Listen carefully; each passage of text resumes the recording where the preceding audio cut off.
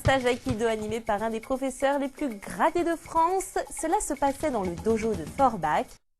L'aïkido est un art martial de plus en plus pratiqué dans l'Hexagone. Pour preuve, la France se classe deuxième, juste après le Japon en nombre de pratiquants. La Moselle-Est n'est pas en reste puisque de nombreuses personnes pratiquent l'aïkido et certaines se sont retrouvées au dojo de Forbach pour un stage de 2 jours en compagnie d'un des professeurs les plus gradés de France, Bernard Palmier, 7e dan Akikai de Tokyo. Des images de Jean-Marc Michiche sur un récit de Christophe Ladenberger. Les gens qui sont là veulent travailler et c'est l'occasion d'une remise en cause, d'un échange. Un échange sportif ici entre pratiquants de l'aïkido. Le dojo de Forbach prête son cadre tout le week-end pour un stage privé de cet art martial, sous la houlette d'un professeur expérimenté en la personne de Bernard Palmier, 7e dan.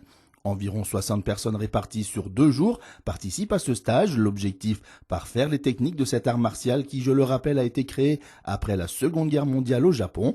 D'ailleurs, la France, elle, se classe en 2e position en nombre de pratiquants, juste derrière ce pays.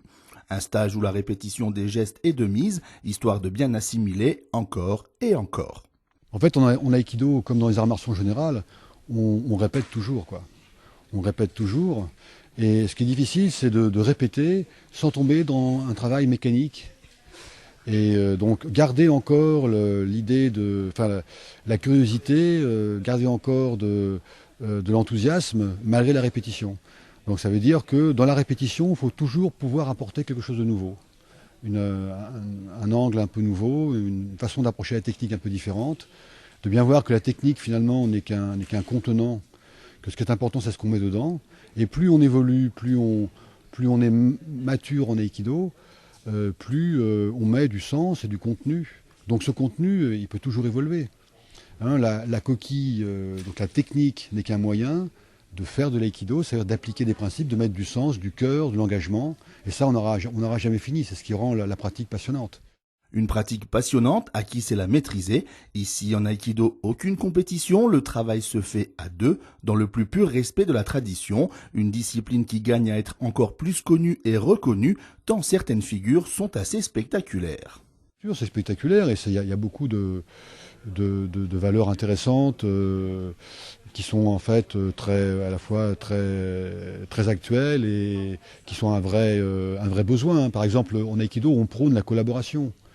On ne prône pas la compétition, donc c'est pas gagnant-perdant, c'est plutôt, on va plutôt dans une logique gagnant-gagnant. C'est-à-dire celui qui tombe en aïkido ne perd pas, il gagne aussi. Il maîtrise une technique qui s'appelle ukemi, donc la chute, et il peut se relever sans être blessé et réattaquer. Donc ce qu'on met en œuvre, ce qu'on donne à vie sur le tapis, c'est plutôt une relation de collaboration, plutôt que gagnant-perdant, on écrase l'autre, on est plus fort, etc. Voilà. L'aïkido, on ne raccroche pas le kimono à 35 ans. On peut continuer très longtemps, toute sa vie. Pourquoi ? Parce que ce qu'on développe, c'est pas être le plus fort, c'est pas être le plus rapide. Si c'est être le plus rapide, effectivement, moi j'ai plus ma place, hein, je raccroche mon kimono, etc. Mais ce qu'on essaye, c'est plutôt d'être avec. Ça, être avec, c'est-à-dire quand il monte, je monte, je vais pas être plus rapide que lui. Être avec, on peut le travailler toute sa vie. On n'y arrivera pas bien, mais on peut travailler toute sa vie. Être le plus rapide, ça c'est relatif, hein. Ça c'est quelque chose de sportif. C'est le plus jeune, le plus habile, le plus entraîné qui va réussir. C'est pas le propos de l'aïkido, quoi. Ce qui fait qu'en aïkido, ceux qui ont commencé jeunes, comme moi, on est encore sur les tapis à 62 ans, 63 ans, etc. Et on est encore là pour, j'espère, quelques années.